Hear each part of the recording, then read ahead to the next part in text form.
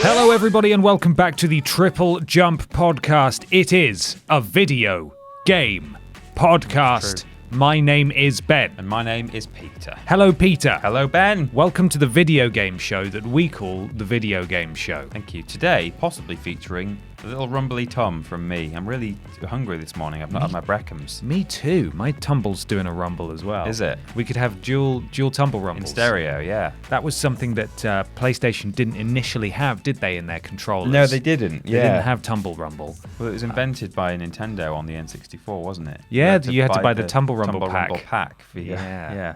Anyway, that's stupid. Peter, I believe we've got a sponsor for the show this week. We have. We absolutely have. So I love a company that finds an everyday problem and just sorts it out. Oh, yeah? With an immediate solution. Tell me about it. You know when you're just sort of in your garden and you're like... No, me neither. You know when you used to live in your parents' house, which had a garden, unlike the flats that we now live in, and you're thinking, God, where am I going to put all these tools and lawnmowers, plural, and just sort of all these sort of bits and bobs that...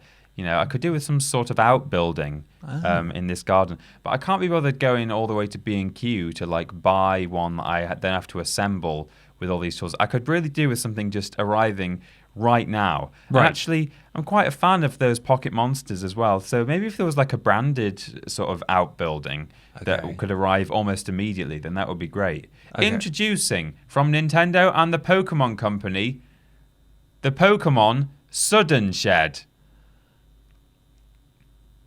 Wow! There it is, the Pokemon Sudden Shed. You blink, and suddenly, when your eyes open again, there's a shed there. My God, The inflection is Pokemon Sud and Shed. Right. Is how it's... Sud and Shed. Sud and Shed. I yeah. can't believe we've had back-to-back Pokemon sponsors. I know. Sword and Shield last week, and now Sud and Shed. Yeah. Fantastic. God, talk me through it. So how does it work? No one knows. I don't think even Nintendo or Pokemon know. No instructions, nothing. No, you just sort of stand in your garden. You go, God, I'd really like a really sudden shed to arrive with Pokemon branding on it.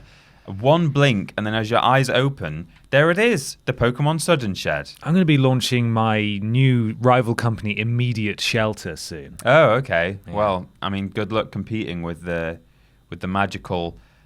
mystifying abilities of Sudden Shed. Yeah. Wow. Well, that would be great if it were real, because it's a lie.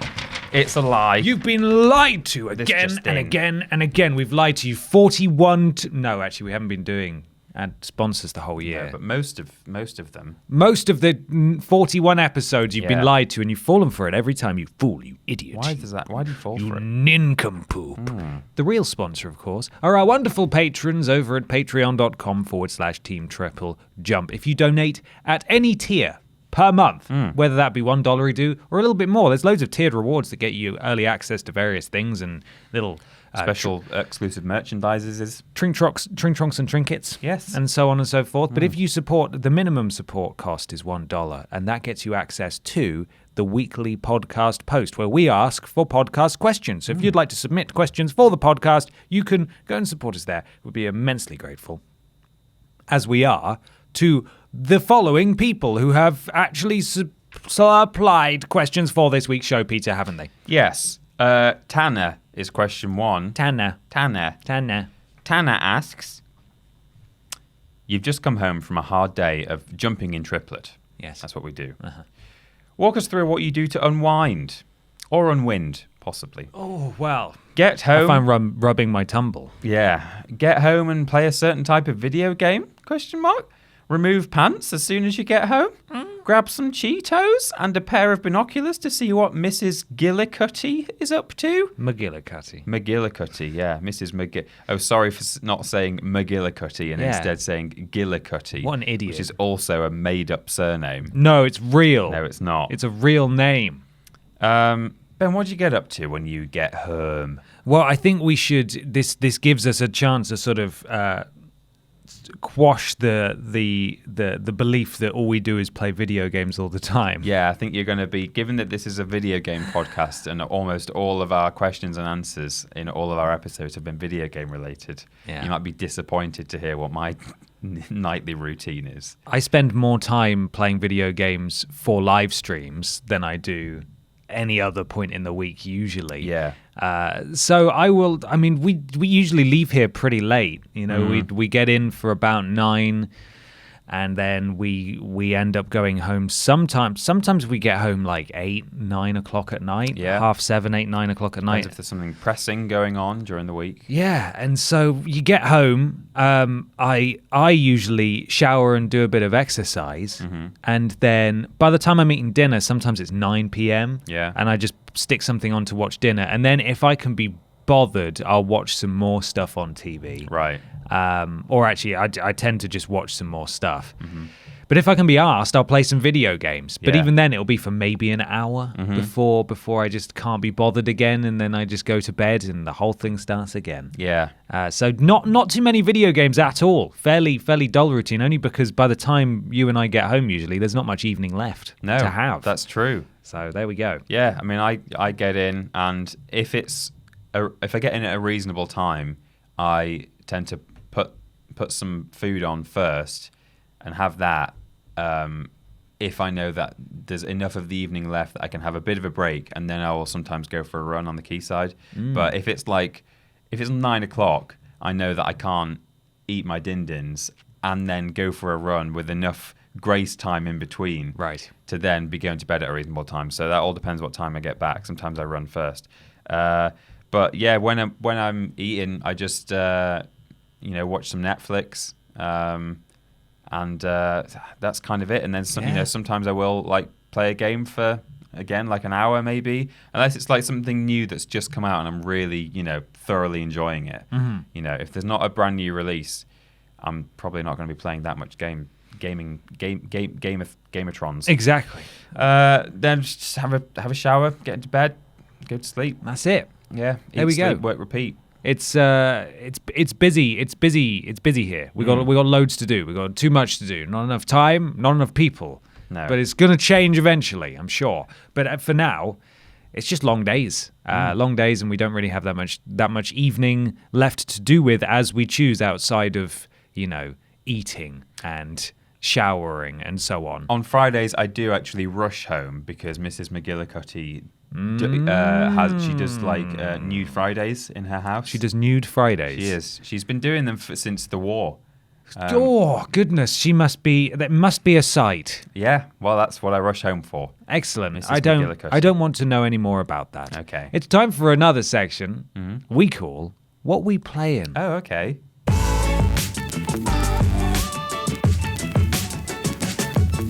Peter. Yeah? Tell me what you're playing, what you're really, really playing. This was one of those weeks where I didn't just play 1 hour of gaming. Whoa! I'm currently playing through Star Wars Jedi Fallen Order. Yay! Yay! If we'd sat down here with our hands between our legs, it's because it's really cold in here. I should have put on a hoodie. You should have done. Yeah, actually, I bet you're really, really cold. It's a bit chilly.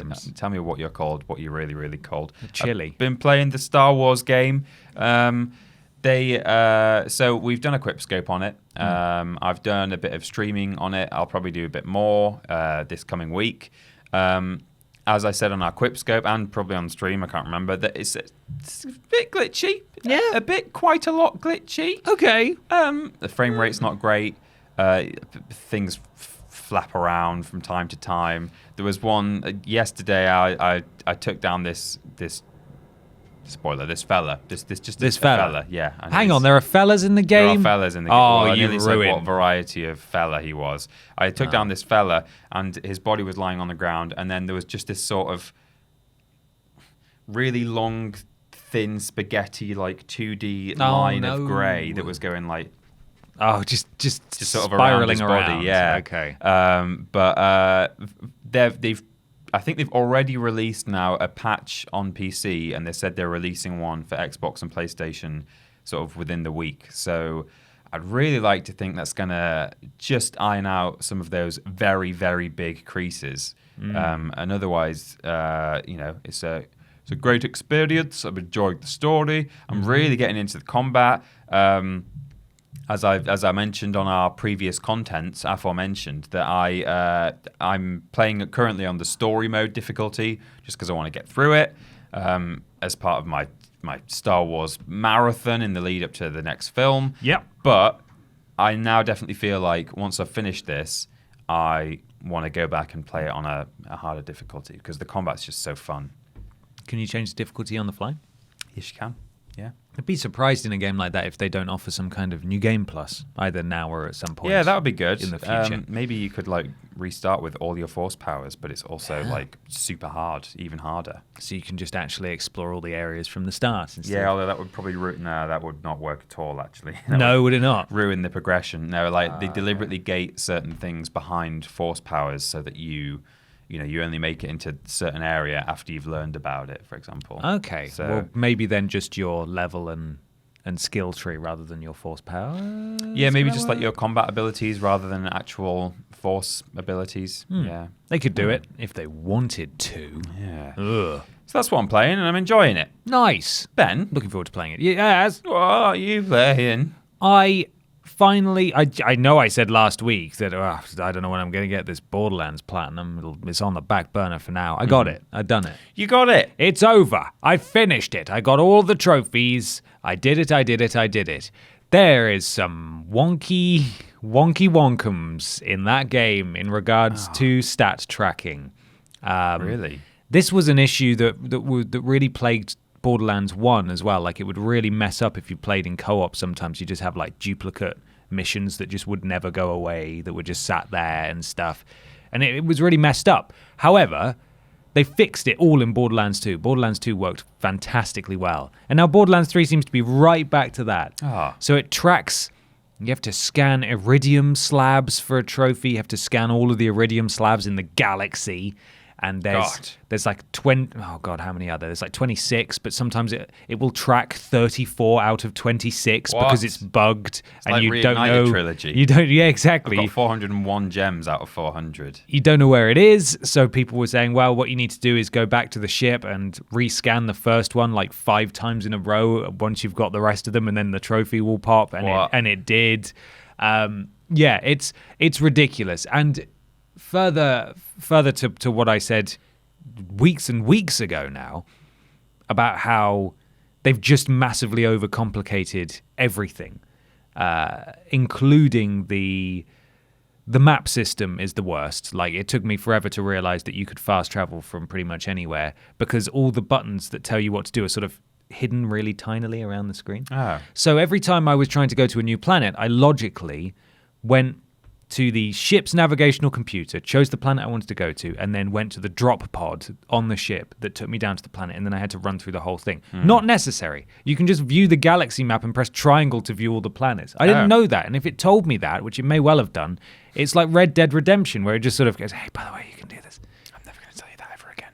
So when it came down to getting the last few missions and stuff, side missions, I was thinking, how many of these do I have? And it took Googling it and looking up guides to discover that you can press L3 on the map screen, of course, to tell you how many missions you've completed. Right. And it's oh, for God's sake, why is this all so hidden away? Why is the menu so slow and buggy? I was about to Why ask. is everything so hidden away behind loads of... It's just so... It's what was it, Windows 8? Yeah. Whatever the hell it was. Whereas we've made things easier by hiding everything. And making it run badly. Stop it. Just put it there for me to see. So the menu's still buggy? Menus have not changed at all. They've not changed at all. They've had so much time. They have. They've just been doing... I mean, again, I don't know what's going on in there, but certainly all that seems to have come out is hot fixes where they've just been fixing perceived imbalances in character builds and stuff, where I was we were told that their philosophy was, well, as long as it doesn't hurt anyone, we're not that fussed. But it seems that's been the priority of the team, which is kind of weird, especially considering that on console it's still so buggy in the menus. Yeah. So I hope that becomes a priority soon, because it's something that I'm used to now, but it's like playing a Telltale game and there being just shuddering janky transitions between scenes. It's like, oh, it's just a Telltale game. It's like, no, it shouldn't be like that. No. It should never have been like that. Yeah. They've just announced the first story DLC that's part of the season pass. It takes place in Handsome Jack's casino. Okay. He's obviously dead, but you're running a heist on it. And that's very exciting because Handsome Jack is obviously brilliant. So I'm sure we'll see some iteration of Handsome Jack in that, which will be fun, whether it be hologram or what have you. Some old recording or something. So that'll be cool. I'm looking forward to playing that. I still really enjoyed the game. It's still one of the best games I played this year, and it lived up to the hype for me. And I thoroughly enjoyed it, and I think everyone at Gearbox should be very proud, and they did a great job. But there's just, as a big fan, there's just a lot of things that were just like, why have you done that? Why have you done that? Don't do that. Oh, well, but there we go. Shame. Yeah, well, that's Borderlands 3. Got the platinum. Good. Also started Pokemon Shield. Oh, yeah. Did a quick scope on that. That was good. Really enjoying that. Only a few hours in. Lots of people still very, very, very upset about the amount of Pokemon and stuff in it. Someone's modded in a load of old Pokemon. Someone has done that. We got a couple of questions about it. I just don't really want to. It's not got all the Pokemon in it. That sucks. I agree, but is that not normal though? Well, surely for for the past several games they've not included all 151 and all subsequent generations. Like 900, 750 Pokemon or whatever it is. No, you're right. They haven't done that. I think in this regard, it's just because they've omitted perhaps a lot of prominent Pokemon that are surprising and have included some kind of wonky ones for some reason. And maybe there was a promise of there being more Pokemon and then there wasn't. Right. I'm not entirely sure. Basically, it seems like Game Freak made a lot of promises early on in development and have not backed those up, which I understand is frustrating. I've seen people say, look what Breath of the Wild did for Zelda. Why can't we have not a Pokemon game like that? But if the Switch is capable of running that, then why can't we have a Pokemon equivalent? And I understand that concern. I understand that frustration. If Pokemon Sword and Shield was like Zelda Breath of the Wild, I wouldn't touch it because it's just too much Pokemon in that case. Yeah, I guess this is perfect for me. I'm not right. Yeah. I'm not saying that this is the perfect Pokemon game, but I'm really enjoying it, and I understand people's concerns and frustrations. I played a bit more Death Stranding as well. Oh, poor you. I'm now 10, 11 hours in. I don't know when I call it. When the curtain call for me is going to be in this game. At least you're informed. I mean, I sit here cynically going, "Oh, poor you."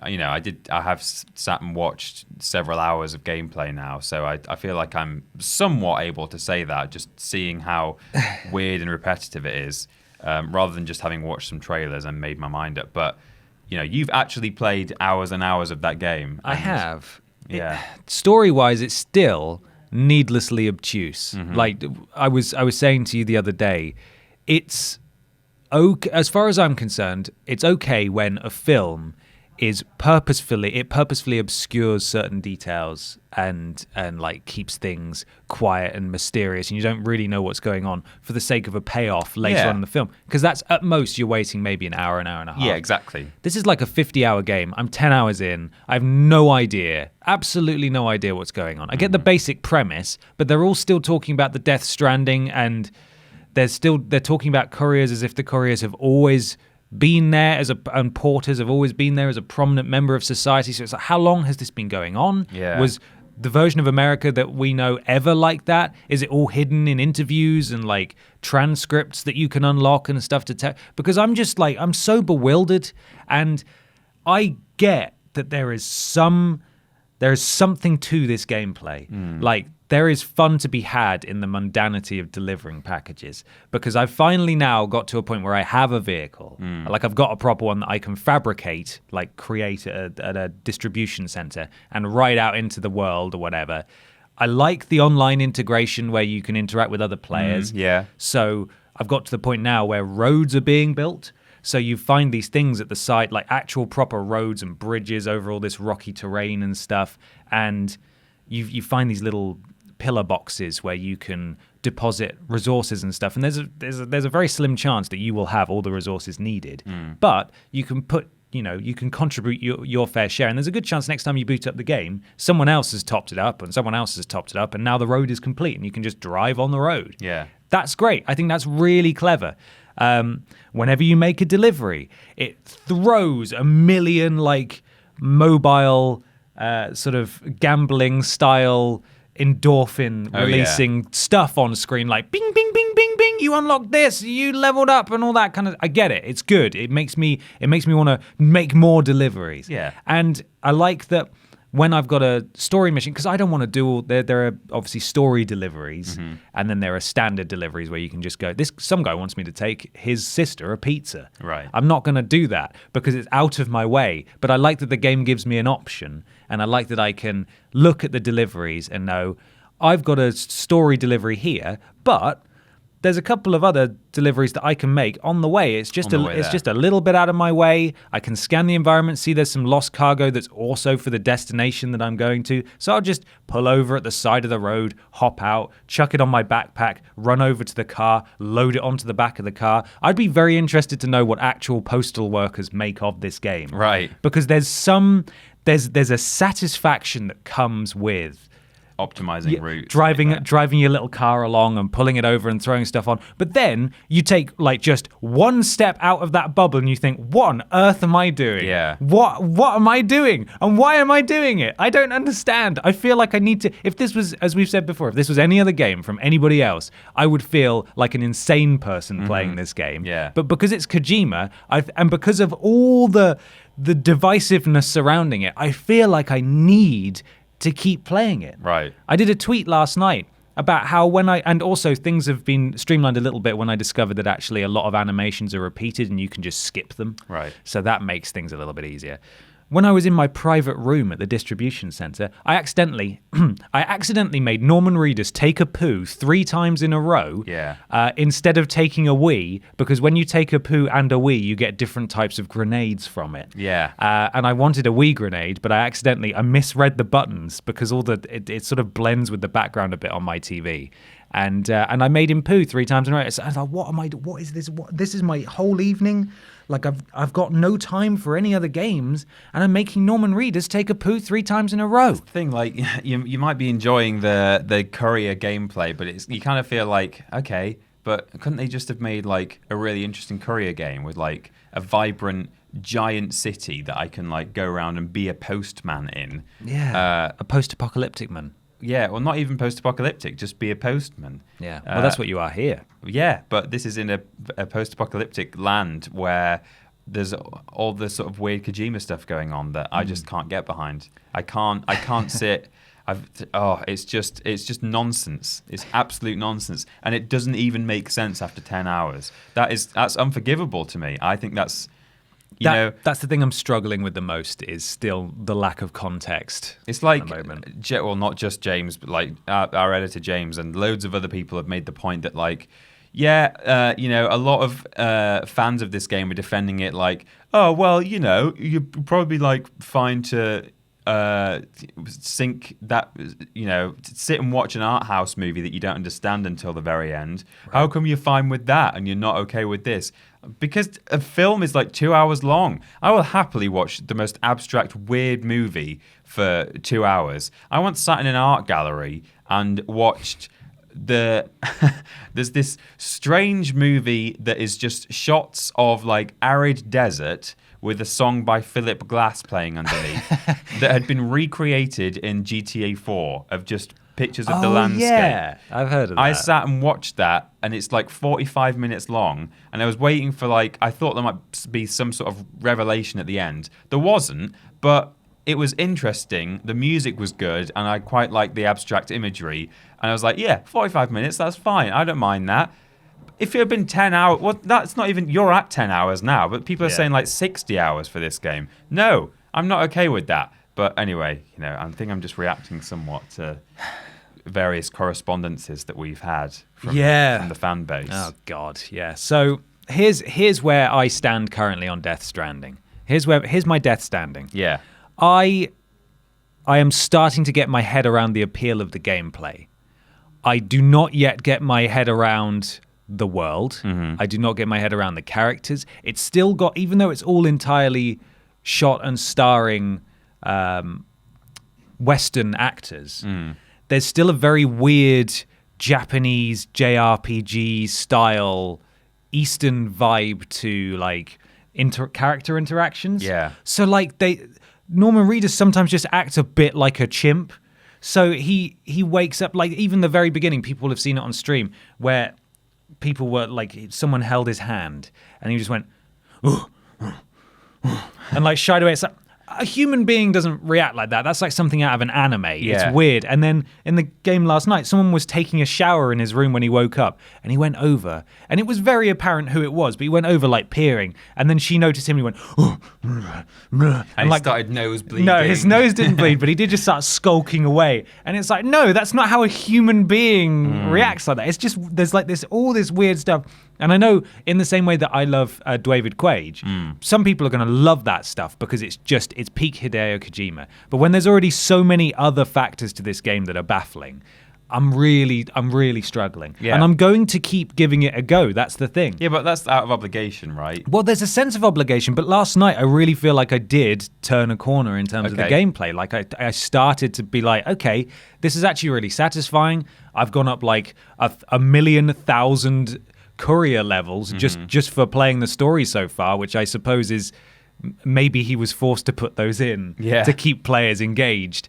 But I really hope that the story just starts throwing me a bone soon, because I'm not into it at all, and I want to be. As we've said several times, we never want to hate a game. No. And I don't hate this, and I never did hate it, but I just don't understand the story appeal so far, but the gameplay is getting there. I just don't get the Kojima can do no wrong. He can just make the weirdest thing ever, which he has done here. Yeah. And that's apparently fine. It's that whole thing of, just going off the reputation of the artist or the creator, they can do whatever they like. If this had been released by Naughty Dog, everyone would be like, what on earth has happened? What are they doing? Is Neil Druckmann on cocaine? Yeah. And that's what bugs me, is that because of who it's made by, people look at the product differently and say, no, this is okay because this person did it. I think you need to be able to have some objectivity. You can really enjoy this game, but you need to be able to not only appreciate that it's not for everyone, but also that there are certain aspects that are just like... It's a massive brand. What on earth is he doing? That's what I was going to talk about. Yeah. I was telling you, we're going to keep talking about Death Stranding, yeah, it on seems. what we play in. So, yeah, just because it's just a hot button topic. I didn't really want to talk about it at all, but here we go. Death Stranded all over myself. Oh, he's just spilled water all over his front. The Monster Energy thing. So not only is it gratuitous product placement, which Kojima is known for, it does not make any sense in the world of Death Stranding that itself doesn't make sense anyway. Yeah. It is so prominently featured and rendered and detailed in that when you drink it and reach for it, the camera is centered on all of the cans that are in your room. Every time you go into a room, there's a fresh set of cans. They provide an actual gameplay benefit in that it restores your stamina an extra whatever percent. But to fill up that extra whatever percent, you need to drink 3 cans. And it always gives you about 5, which, as I've said to you, I'm assuming, perhaps cynically, is because they want you to look at the extra cans on the desk and not drink them all, so that the Monster Energy drinks can stay in the room after you finish drinking them for the gameplay advantage. Yeah. So they're still there as an advert, and you're never going to drink them. And you have to look at them 3 times. You do. And it's just like, you cannot enjoy this game and play this game and tell me that is not a bit much. Yeah. You can't. That's objectively bad. The Monster Energy was a bit much for me. Yeah. Right. So there we go. That's it. That's my Death Stranding talk. Please let us know what you think of that. I think I'm being extremely fair, given the tone of perhaps our previous coverage. But that's it. I'm done talking about Death Stranding this week. Do a smaller discussion at the end after that. Gee, that was it. That was the big discussion. That was a huge discussion. I hope you enjoyed the big discussion there. I will talk about it again next week, but very, very... hello, there's just a parade of elephants walking around upstairs. In much smaller detail. Let's rush through. I say rush. Let's enjoy these questions, but perhaps take the fastest route through them. Yeah, okay. Next question comes from Johan Carlson. Greetings, Ben and Peter. What, in the world of video games and all that it comes with, are you most excited to pass on to the next generation of Bens and Peters, your future children and grandchildren? Not our future children. No. Sadly, no. As beautiful as they would be, biologically currently impossible. Yeah. I've started to introduce Pokemon for my 3. What are you doing? Stop it. It's like when you're in a classroom just before lesson change. Yeah. You can hear the kids in classrooms upstairs all standing up, scraping their chairs. It's just so loud. Yeah. It's so loud, this building. There they go again. They're dragging furniture around. They are dragging I've started to furniture. introduce Pokemon for my 3-year-old daughter. It's going slow, but hopefully she'll gain the same love for it as I have. Aww. Thanks for many awesome years of awesome content from you guys, and here's for much more to come. All the best from Sweden, Johan. Thank you, Johan. Thank you, Johan. What are you going to introduce to tiny Peter? I think I'm most. I think the things that intrigue me most are playing and indeed watching movies and stuff that have big twists in them, and being able to watch a reaction from someone who doesn't know it's coming. Because currently, even if you've not played the likes of BioShock, I think everyone sort of our generation who's sort of into games probably kind of knows what happens in BioShock 1, the big twist in that. But to then get a fresh generation who weren't around at the time and won't have just heard it on the grapevine, I'd love to just sit and watch, like, a sort of 8-year-old child or... Play through BioShock. Yeah, play through the brutal, gory violence of BioShock, and then hear about... Spoilers. Would you kindly? Would you kindly? Would you kindly? Would you kindly? Yeah, that's just an example. But yeah, games with twists, I think that's always fun. And then the other thing, I would really like to... In the way that...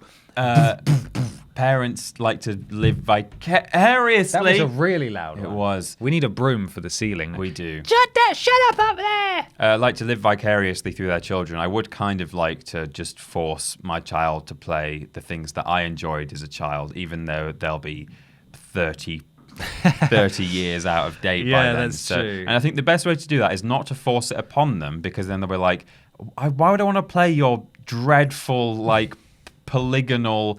ugly textured game. I think what you do instead is you have a room, you have like your own little man or woman cave with, say, a PlayStation 1 setup, and you tell the child, now this is mine, and I don't want you to play it because it's right. So it's a reverse psychology. It's reverse psychology. I'm gonna like have the forbidden fruit of Spyro and Crash and Tekken and all those things, and be like, no, these aren't for you. These aren't for you. And then maybe if they keep bugging me, almost like it was their idea, not mine, go, right.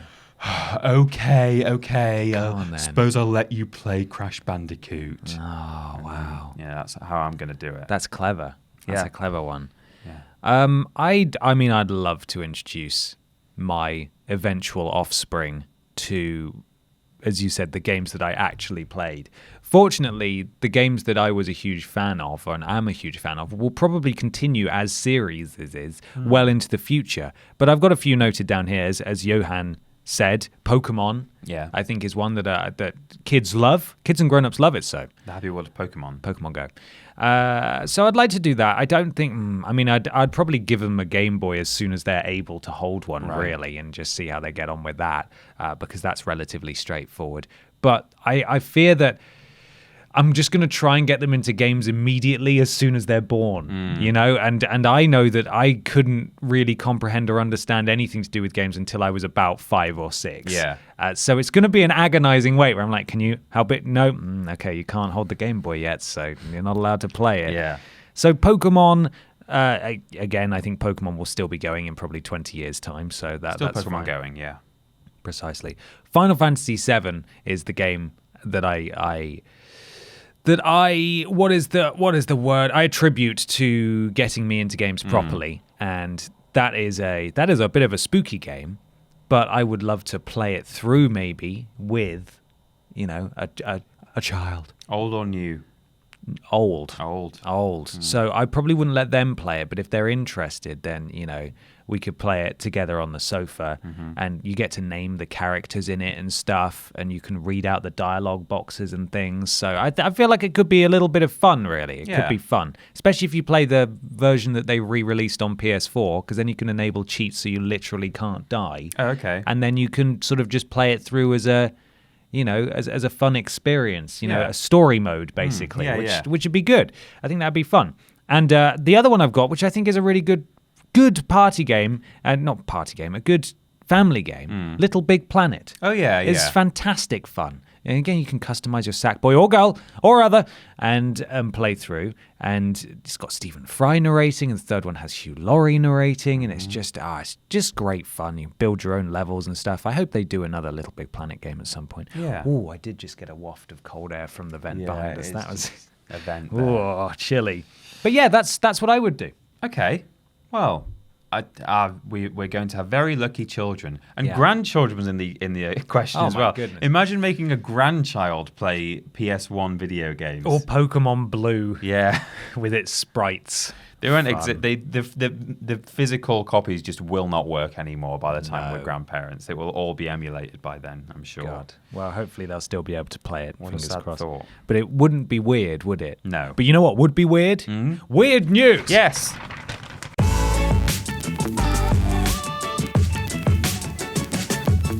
Peter Austin. Yeah. It's weird news time. It is. Do you have a weird news? I do have a weird news. It's a short one, fortunately, because we're short on time. Short on time. I've got it right here. Have you? Have you got yours yet? I've got mine. Go. Okay, here's mine. It comes from pushsquare.com. We know that one. I believe it was reported elsewhere, but I'm choosing the Pushsquare article. Yeah. Your custom lightsaber from Star Wars Jedi Fallen Order can be recreated in real life. What? Yeah. Well, you can build them at What's-Its, can't you? At the place. Well, there Galaxy's we go. Edge. That's my news. Oh, is that? Oh. Thanks, everyone. Oh. So, yeah. Were they reporting that as news? Yeah. This just in.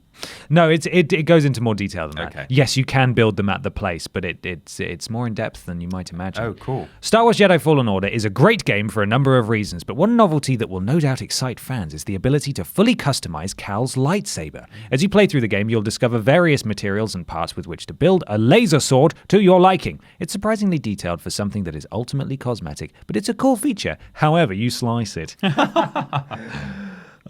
Even cooler is that you can make your unique saber a reality. At either Disney World in Florida or Disneyland in California, you can pay a visit to Galaxy's Edge, the recently opened Star Wars location. Here, you're able to build your very own lightsaber. But here's the thing, Fallen Order's in-game materials are the same as what's available in the Disney resorts. Oh, I didn't know that. In other words, if you know exactly which parts you used for your blade in Respawn's game, you can use the same ones to make a real-life replica. Oh, wow. Likewise, if you've already built a lightsaber at Galaxy's Edge, you can totally recreate it in Fallen Order. That's cool. Sweet. It's pricey, but you're limited to single blade sabers and you're limited to single blade sabers only. But fans will certainly get a kick out of this. What do you think of this, Peter? It then goes on to ask you to leave a comment below. I'd really like to go to Galaxy's Edge, but it's in America, and it costs money to get there and stay there and get into Galaxy's Edge. Bring money. Bring money, please. I also, I'd really like to go. But there we go. If you make a note of all your custom saber parts, you can actually buy those custom saber parts at Galaxy's Edge. Fantastic. Yeah. I like a nice, simple lightsaber hilt myself. Do you? None Wood. Of these chunky bits sticking out. Chunky bolts. You can get, there's a wooden one in Star Wars Clone Wars. I don't know if it's yet a material available in Jedi Fallen Order, because I have not found one yet. Interesting. Maybe. Okay. This just in. Yeah. According to Kotaku.co.uk, Luke Plunkett, the Uncharted movie has been in development hell for so long that Mark Wahlberg, once cast as Nathan Drake, is now playing Sully instead. Which I love. Okay. Now, it's not quite as hilarious as it sounds, but here's a quick write-up. Sony has been trying to get an Uncharted movie made for over a decade now, and while the latest attempt to get Nathan Drake's story on the big screen, starring Spider-Man's Tom Holland, sounds like it might actually get made, the addition of Mark Wahlberg to the cast this week is a reminder of just how deep in development hell this project has been. You might not remember, but this isn't the first time Mark Wahlberg has been attached to the movie. In 2010, he signed to star in the film as Nathan Drake, with Robert De Niro to play his father and Joe Pesci his uncle. That would A year have been later, so good. It would have been. A year later, both he and director David O. Russell were gone. Now, the key thing to remember here is that presumably when Wahlberg was first cast to play Nathan Drake, it was pretty much an adult Drake, given that his dad was going to be played by De Niro, who is a Gary Oldman at this point. Well, not his dad. What? Sully was going to be played by De Niro, right? No. De Niro was going to play his dad. Nathan Drake's dad? Yeah. Well, that's stupid. Yeah. I thought he was going to play Sully. And Joe Pesci was going to play his uncle. Oh, well, I'm glad that fell apart. No, but yeah. Ugh. So, Robert De Niro is an Oldman-ish. So, presumably, if he was playing Drake's dad, Drake would be adult Drake. Yes. But now Tom Holland is being cast, so now Wahlberg is playing not old man Sully, but regular age Sully. Yes. So it's not that he's gone from Drake's age to Sully's age in the time it's taken to get this movie made. Just the age period has shifted. Yes, exactly. The timeline has shifted. But still, it's quite funny all the same. Oh, dear. Yeah. Do you think that movie will ever come out? Yes or no? Yes. When do you think it'll come out? Give me a year. When Tom Holland is old enough to play old Sully. Okay. For Baby Drake. Yeah. I can't wait for the Baby Drake reboot. That's going to be great. Fantastic. That was weird. Thanks, Peter. You're welcome. Let's move on to a question now. It's time for a question. This is from Jessica James, first names. Both members of Team Rocket. Yeah. It's rumoured that Mass Effect 5 is now in early development. Are you A, scared, B, hopeful, or C, indifferent?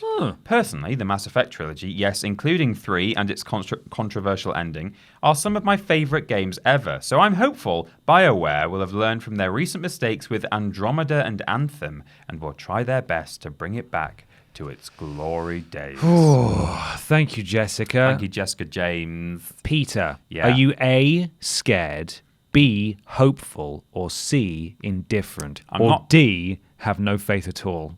I'm not hopeful. I don't think I'm scared, and the reason I'm not scared is because I'm quite indifferent about Mass Effect in that I've not played the earlier ones and therefore not particularly drawn to any sequels. However, in terms of just objectively whether I think it will be good or bad, yeah, I'm a bit scared in that respect for those who are looking forward to this game, given Andromeda and Anthem were such car crashes, both. So it can't, they're really going to have to pull their socks up if they want this to be decent. I'm sure they will be very, very cautious this time and think, is this a really, really, really good game? Because if it's not, we're going to be in trouble. But I don't know.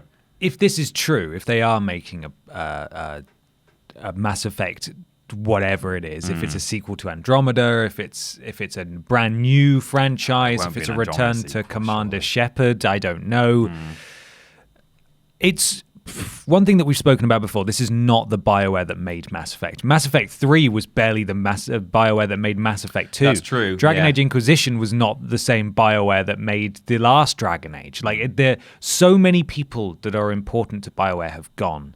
It was just like Infinity Ward after everybody up sticks and left and formed Respawn. Where it's still a competent studio, but it's just... It explains why it was so different, I guess. It's just not got the same people behind it. So, it'll be, if it does happen, it will be a Mass Effect game.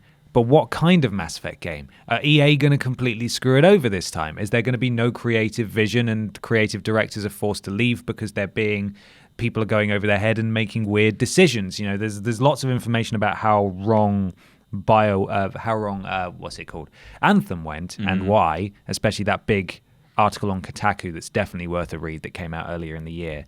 I have absolutely no faith that this will be good.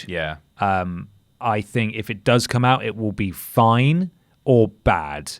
And if this is it, if they go back to the Mass Effect franchise and screw it up for a second time, this has to be the end of BioWare. It just has to be. Because EA will largely be probably responsible for its failings if there are any, I would imagine. and they don't need that kind of PR. They've closed studios for less, as we've said before. Mm-hmm. So I think that would just be it. As much as I love Mass Effect, and there's rumors that they're finally going to be doing a Mass Effect remastered trilogy. I would play that for the current consoles, because I don't know why it's taken them so long. Yeah, and I hope they do. Maybe even just to gauge interest, do people still care about Mass Effect? And then they might do it. But if they're making them use that crappy engine, if they're making them put in live service elements, it's just if they attach it's not it to worth Andromeda it. at all, I think that's a really bad move as well. Just because even if it turns out that they make a good Andromeda 2, I just think you don't want to go off that as an origin point. No. I think they have to either be crazy and make Mass Effect 4 in terms of the original series, or try and do something new again. Agreed. But if they bring out a remastered trilogy, though, I would absolutely play that. Like, part of the reason I'm not into Mass Effect is just because it's kind of passed me by, and it's like there's that much else for me to play. I'm not going to go back and start playing a game that's that old, unfortunately. But no, I would play a remastered version for sure. Yeah, no, I would too. It's a great trilogy, but I don't know that they should continue it right now. Yeah. I think it maybe needs a bit more time. I think BioWare needs to regain some cachet before they start plundering old franchises again that they've already driven into the ground. I think they need some new IPs that aren't this and prove that they can do it. And then, as much as anything else, the public needs to trust them again.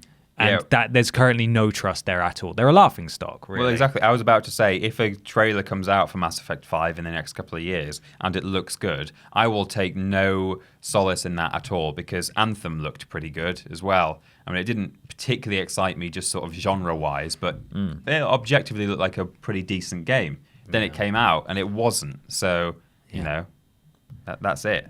It's going to be a while, Jess, before it's time for more Mass Effect, I think, if they do go ahead with it. I'm not sure it's a good idea, but we'll see. We'll keep our fingers crossed for you, though. I don't want Mass Effect fans to be disappointed. I hope they do a really good job, but I don't think they will. Been through enough. Mass Effect fans have been through enough. It's time for something big. Oh, it's huge. Are really, you ready? Really, really, really big. Yep. It's big discussion time.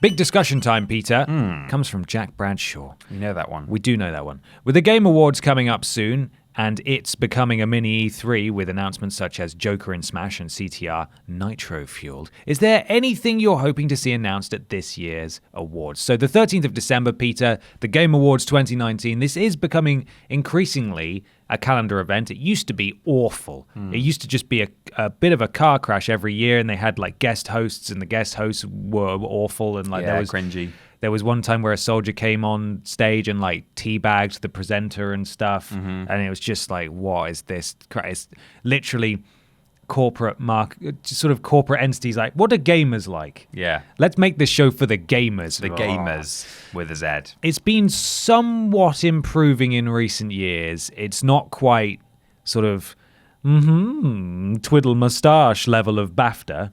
But it's getting there. It's more prestigious than it's ever been before. I don't put any stock in the awards themselves, but what they do have is a load of exclusive announcements. Well, I'm hoping and there's trailers. Some discourse on the latest Wolfenstein, because I think no Game Awards ceremony is complete. They're not brave enough. No, they're not brave absolutely enough. Not. I have an actual rumor for a game that is supposed to be being announced in December this year. Okay. Which might therefore mean it's being announced at the Game Awards. Right. Would you like to hear all about Crash Bandicoot Worlds? Okay, tell me about that. Have you heard about this? No, I haven't heard a single thing about this. So this is rumored to be being announced in December, therefore possibly at the Game Awards. A guy at Ryan PS88 who accurately predicted the announcement of the original trilogy and CTR remakes.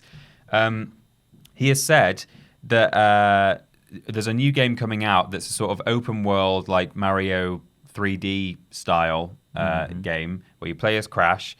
There's going to be like 3 new masks added to the game, And some evidence for this is in that new PlayStation trailer, Time to Play, where I predict a riot. All the live-action characters. Yeah.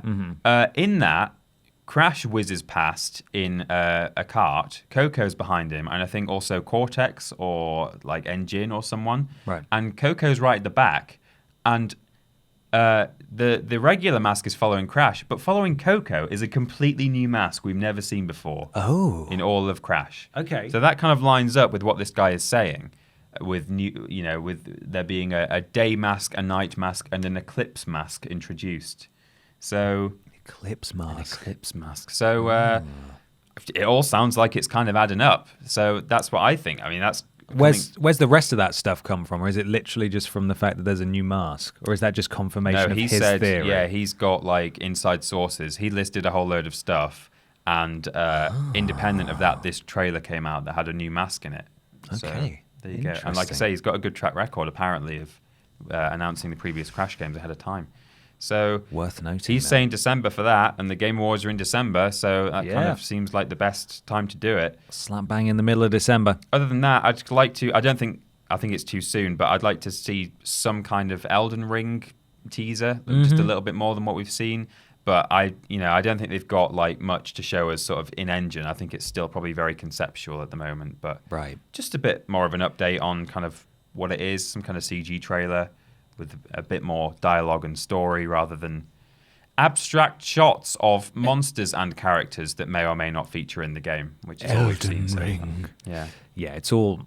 They've been very quiet on that front. Yeah. Much to the chagrin of the Soulsborne FromSoft community, in that people have actually gone to the Reddit and started making up their own lore. Right. I don't know if you've heard about this. No. I could have covered it for Weird News a little while ago. Yeah, people have just been inventing their own lore and writing it as if it's real, just sort of tongue-in-cheek, because there's just been nothing. Yeah. There's been no word or anything at all since it was announced at E3, which is unusual because usually when they announce these games, they're out at least a year later. Yeah. So, anyway, maybe we'll see that. But you should take the Game Awards seriously, because they do have a track record for big announcements and stuff. For example, a couple of years ago, they teased Sekiro. They showed off Death Stranding, Metro Exodus, Sea of Thieves, Bayonetta. What else? World War Z was announced there and stuff. So there's lots of big announcements. It's done by Kojima's best friend, Jeff Keighley. Yes, it is. So similar to Gamescom opening night live. So there will be some stuff there. There might be some brand new announcements. There might just be some just trailers for games people are excited about. So it's definitely worth a watch. For that reason, I think that maybe we might see the new Batman game that is almost guaranteed to be happening, coming from Warner Brothers, whatever studio, Montreal or what have you. So not Rocksteady. No. That is exciting. I think it's been long enough since a Batman game. Yeah. 2015. So yeah, it's been a minute, and I'm ready for more Batman, even if it's not coming from Rocksteady. I'd like some more Batman, please, as long as it's not got live service stuff in it and like 9 different currencies and other bollocks like that. No. Crap. You've unlocked 20 Bat-Bucks. No, I don't want the Bat-Bucks. Keep your Bat-Bucks. The new Rocksteady game. They've been working on that for a long time, and they've not been talking about it at all. Maybe it's time to show it off. Maybe. Who's to say? Maybe though. Maybe E3. Possibly. Assassin's Creed. There's got to be another one of those soon. Soon, yeah. So maybe a new Assassin's Creed. The Viking one that everyone's been talking about for like a year and a half. Yes, that's probably very true. The Last of Us 2 obviously has been delayed. Maybe, not that they're out of the public's good graces, but maybe they'll show off some Last of Us, maybe a new Last of Us 2 trailer of some kind. Yeah, maybe. Just a little one. Just a little cinematic. Keep us warm. Just a little bit of a trailer, not a little bit of a cutscene perhaps or something. I don't know. Maybe I think they're being very, very careful with the marketing there, and they're showing what they want to show. So maybe not. However, a game that got pushed because The Last of Us 2 got pushed is Ghost of Tsushima, or Ghost of Tsushima. I can't remember what it's called. The game from Sucker Punch, who done Infamous and so on. Yeah. That was coming out apparently mid-year, mid-2020, and has now been pushed to the end of 2020. So you've got to imagine that is pretty close to being finished. True, yeah. So it's been a while since we've seen anything from that, so maybe a trailer for that as well. Sony usually have some kind of presence there. They'll show off like something. So those are my predictions. We'll see, though. I don't think we're going to be watching it live just because December's very busy for us. Oh, yeah. But, I mean, I wouldn't even suggest that you watch it live either because, God, it's probably still going to be pretty cringe. But if you can just wait until directly afterwards, just go look at an article that summarizes everything that was shown off and just watch all the trailers. Channels that re-uploads the trailers, yeah. You'll be sorted. So there we go. Thank you very much for the discussion there, Jack. And that is this week's show. If you have any thoughts on anything that we've discussed today, why not let us know all about it? Peter, where can they do that? In the comments and chat on youtube.com and twitch.tv/TripleJump. We'd like to thank Lord Brotovich and Cecil Prumps for modding the live content that we do on both Twitch and YouTube. You can also tell us all about things on social media, like twitter.com and facebook.com/Team TripleJump. Yeah. Luke Eldon, as in from the Elden Ring. Yes. It's in the Reddit lore. It's about Luke Eldon. Luke's Elden Ring. Is over on facebook.com. Doing good things over there, so thank you, Luke. We've got a Patreon, which is patreon.com/Team TripleJump. One of the rewards there is there's an exclusive room over on our Discord at bit.ly/Team TripleJump, and that is being modded by Jack, Joe, and Crimson Dragonfly. With no space. Crimson Dragonfly. If you're watching the video version of the podcast, hello. You can get the audio version at play.acast.com/s/TripleJump. No team. And we got a website, triplej.merp. And if you put /shop on the end of that, or just go to the homepage and click on the shop tab, we've got some new merchandise available. Yes, we do. Brand new shirt, and we've got a beanie hat as well. So now that it's cold, you can buy a hat too if you want a hat. I had one in this studio. It's really chilly, isn't it? That'd be good. Looking forward to going back into the warm office. We thought when we turned on the heating in the office, it would heat up this room, but it has not. No. It is not at all. If you'd like to follow us on Twitter, you can do at @PeterAustin and @confused_dude on Instagram as well, at @PeterAustin and @BenPotter20. We do lists every Tuesday and Thursday, streams every Monday, Tuesday and Thursday, Monday and Tuesday being solo streams on Twitch, and Thursday being joint Blaze It stream on YouTube. Slightly different this week because we actually stream. We're streaming right now. If you're listening at the time of release, which is about, I tend to release the podcast at actual 4:20. Right. At least the audio version. We're streaming right now in aid of the Cats Protection League over on Twitch, twitch.tv/Team TripleJump. Please go and support that and donate. All money and proceeds went to, or are going to, depending on when you're listening, to the Cats Protection League and their Pawsome Players initiative. And the full VOD of that will be on Monday. We'll be playing various games and helping out those cats. Yeah, we met them at EGX, not the cats. No, sadly not the cats, but one day we'll meet the cats. At EGX. Yeah, absolutely. Worst Games is fortnightly, and Friday for patrons, Sunday for everyone else. It's not a Worst Games week this week, but next week it will be a Worst Games week. Yes. Finally, the podcast is every Saturday, and please leave us a review on iTunes or your platform of choice. It helps. Something to do with algorithms. Couple of things to get through. Cut content.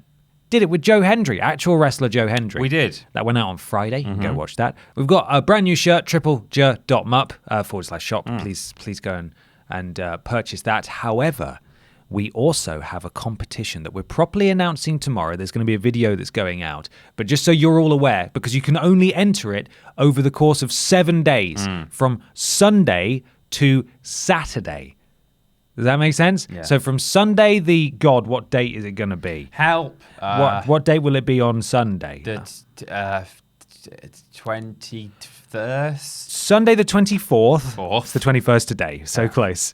Sunday the 24th till Saturday the 30th. So it's midday, Sunday the 24th, to midnight, Saturday the 30th. Oh, it's nearly payday. It is. Yes, it is. bit.ly/TJ